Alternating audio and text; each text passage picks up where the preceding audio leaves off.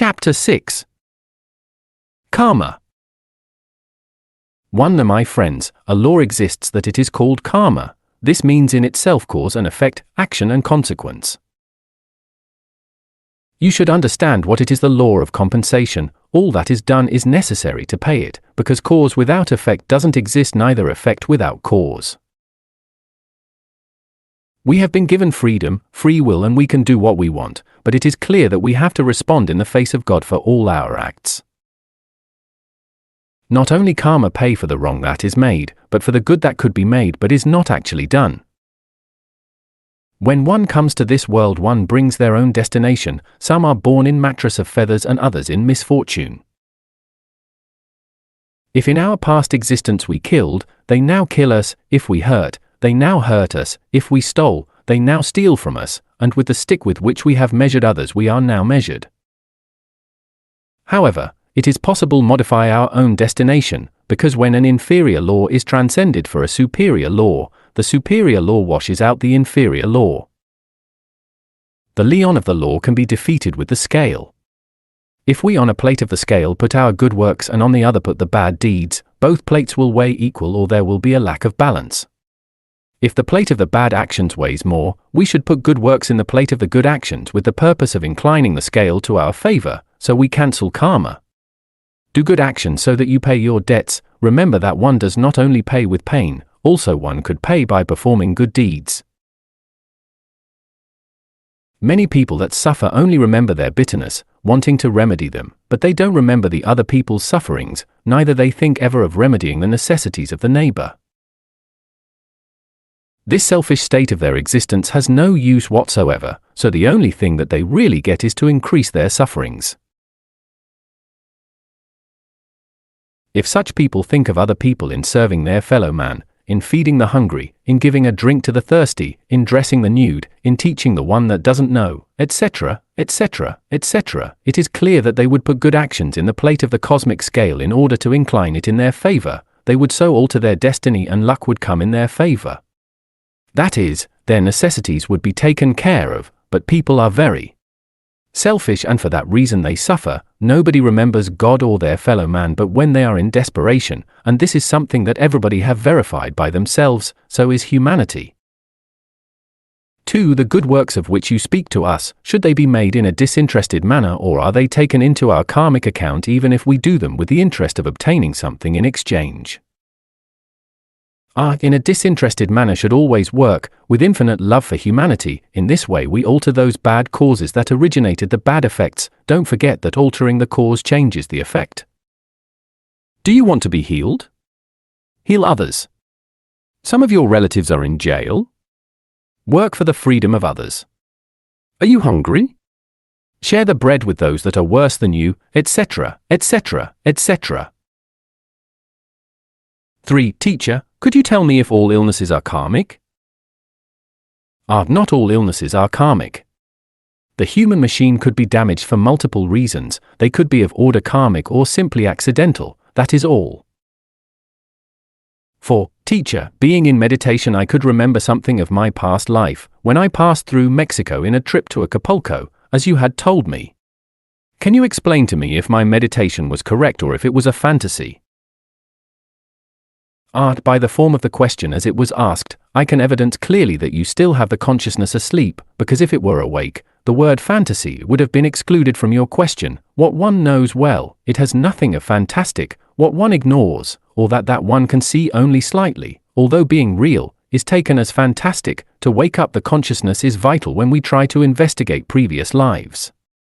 It is clear that you were in the past reincarnation here in Mexico, that you accompanied me also in your past existence up to the puerto of Acapulco. This happened in the time of Don Porfirio Diaz, and it is now obvious that you repeated it in accordance with the law of recurrence. Everything happens again as it happened, everything repeats. So the great law of the karma works. 5. Master, in accordance with what you tell me I understand that am I very much asleep. However, these small memories that I have of this past life, as well as of another in Spanish lands and whose memories I have managed to bring forward, don't they indicate a small waking up of consciousness? Undoubtedly there has been a small waking up of your consciousness. The percentage has increased. The ordinary people have 3% of awakened consciousness, but we in this case we could evidence 10%, and that is a good deal. With difficulty we could find a person that has 100% of awakened consciousness. Be satisfied with having at least that percentage of consciousness higher that of all your fellow men. 6. During meditation I have had experiences of seeing that in my previous life I committed many errors, since I was a landowner that had a country property in Cuautla, Morelos, in which I had many employees, who I treated badly, frequently whipping them, committing adulteries and violations, until the revolution arrived in which I lost all my possessions. I joined in the revolution beside Pancho Villa, suffering hungers and all the horrors of the war. And although I died old and beside my family, from then so far I have suffered bitterness and experienced many troubles. I have thought that I am paying my karma. What could you say to me in this respect, Master? Distinguished brother, I am very glad that you remember your past existence. I have to inform you that in fact I knew you in your previous life. It is obvious that you are telling me the truth and nothing but the truth.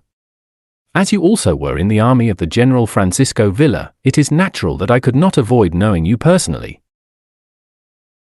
That as the owner of a country property before the revolution you committed errors, giving of lashes to your workers, etc., etc., etc., and thus contracted karma. That is obvious. Now you can understand why you have had so much sufferings in your current life.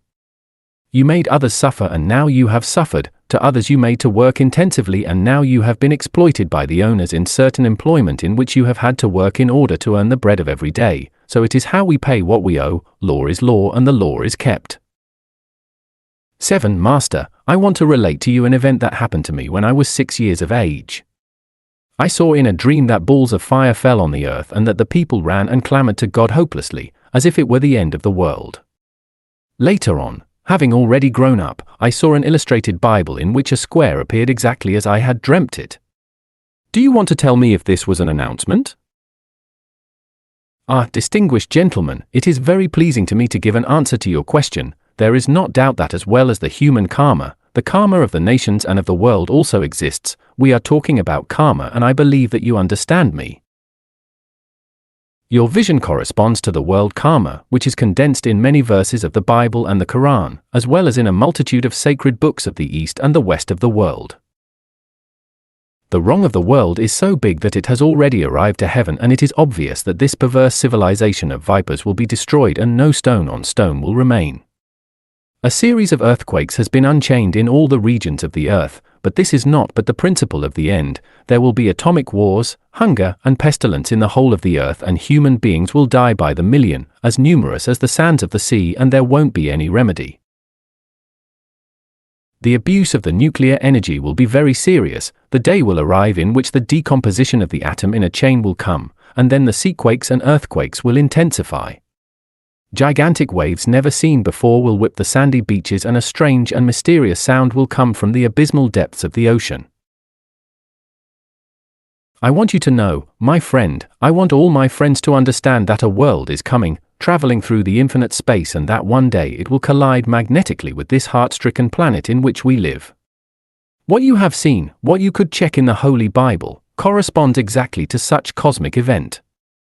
It is necessary that you understand that the two planetary masses upon colliding magnetically will mix with each other, forming a new world. Then only there will be fire and water vapor, and there will be no traces left of all this perverse civilization. So will the apocalypse of St. John be verified. Later, little by little, between the chaotic waters of life, a new continent will arise, new lands, new skies, so that it takes place what has already been written in the Apocalypse and in the second epistle by Peter to the Romans. You have seen, therefore, something extraordinary, something that is nearly happening. Don't forget that already the scientists are informed on that world that travels, in fact bound for the orbit of our planet Earth. I have even heard say that they call it the Red Planet. They want to divert it by means of atomic explosions, but everything will be useless. That world will collide with ours, in fact in the year 2.500. So we'll finish this age of iron called Kali Yuga. It is a good thing that you know that this harrowing age began with the electrochemical cycle during the Greco-Roman culture, and that it will finish this cycle exactly the year 2.500. Thus is the karma of the nations, my friend. I invite you to continue the path of perfection if you don't want to enter hell worlds with the lost, where one can only hear the crying and the cracking of the teeth. 7. With respect to the so-called red planet, I have learnt that a book of that name exists where the scientists narrate the fact that a planet is coming near the orbit of the Earth and that a moment will arrive in which both planets collide, making a fusion of the masses, but that before colliding, in the process of approach, there will be a great amount of heat and radiation that will begin to sterilize plants, animals, and all kinds of life until drying off rivers and lakes, because of the lack of water generated by the proximity of the planet, acting through magnetic attraction. The places where there are big amounts of water will begin to escape from their riverbeds, causing big cataclysms, and that this will happen around the year 2400. What could you say in this respect? Our distinguished friend, what you say is very interesting.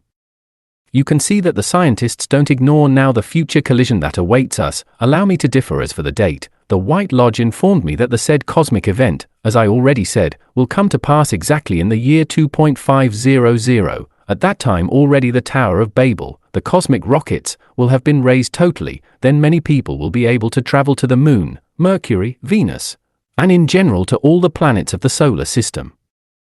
With the planetary clash, the Tower of Babel will be fulminated and the Earth will become fire and vapor of water. That is all. 8. Also at the time of my childhood I had the vision of some ships that descended toward the Earth, glowing in the sky. Some very tall white men with deep gazes got off, and informed us that there was going to be a series of cataclysms that would finish humanity. Only a few people believed them, and these requested to be taken to their planet. They answered that they could only take those deserving it in accordance with their works. Then they began to make a selection by means of clairvoyance, and of hundreds of people they chose only 6 or 7, who in their judgment deserved it. When they were closing the doors of the ships, many sought to go up by force, but this was not possible and they left toward their planets. What could you say concerning this vision? Let me tell that these perceptions were marvelous. It is clear that they revealed to you what is coming. From the Earth the seed will be taken out. I want to refer to the selected human beings that will be supposed to serve in the future for the formation of the future 6th great race. It is clear that after the great cataclysm that is approaching, new lands will arise amongst the chaos, amongst the waters of life, and a new nation will live there. Now you will understand why the seed is supposed to be saved. This is essential, and there is not doubt that before the final cataclysm it will be taken in cosmic ships to other worlds of the infinite space. Later on, at its time and hour, when the Earth is again in conditions of being inhabited, such human seed will be brought back to this planet for the formation of the future race, and of this, our present humanity, will only remain the memories in the Akashic register of nature.